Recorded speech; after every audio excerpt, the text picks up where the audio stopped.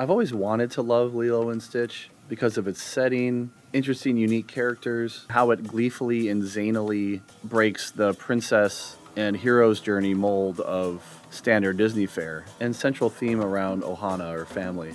But it's never sat totally right with me over the years. And watching it again for the first time in a while the other day with my son, it finally hit me why. What it's trying to say and what it's trying to make you feel is muddled by the fact that there's just too much. It's just unnecessarily convoluted. For instance, there's just way too many characters with way too many character conflicts that creates way more plot threads than necessary, and none of it is given enough room to breathe or develop. Everything just feels rushed and messy. And so by the time we get to the climax, where Stitch overcomes his destructive nature to instead embrace his found family, it kind of feels like it comes out of nowhere. And then we don't know the rest of the characters well enough and their backstory and motivations to really know why they're in need of a family and what's at stake for them if they don't get it. The script just feels like a first draft where they had a bunch of ideas and they threw them all at the wall. And I think all the pieces are there to make this a great story. So this is how I would fix it if I had been given the chance to rewrite it before it went into production.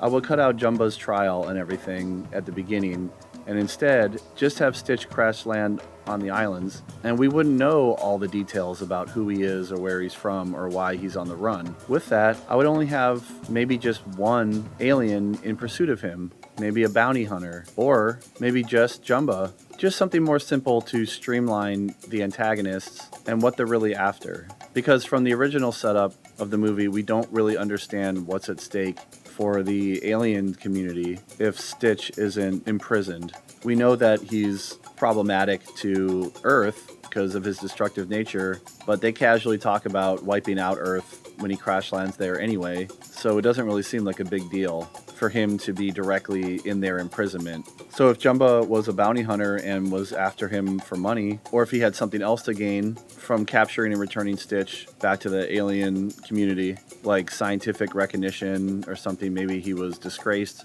but then that would set up a more potentially emotionally satisfying climax for Stitch, where after his experiences and trials and tribulations with Lilo and Ani, and finally being accepted into a family, Ohana, maybe we find out that he does have some kind of attachment to or understanding of what Jamba, his potential, father figure, caretaker, protector, creator, and what making the choice to relinquish himself to him as opposed to staying with his new family, it would really drive his arc home because he would have to make the choice and live with the consequences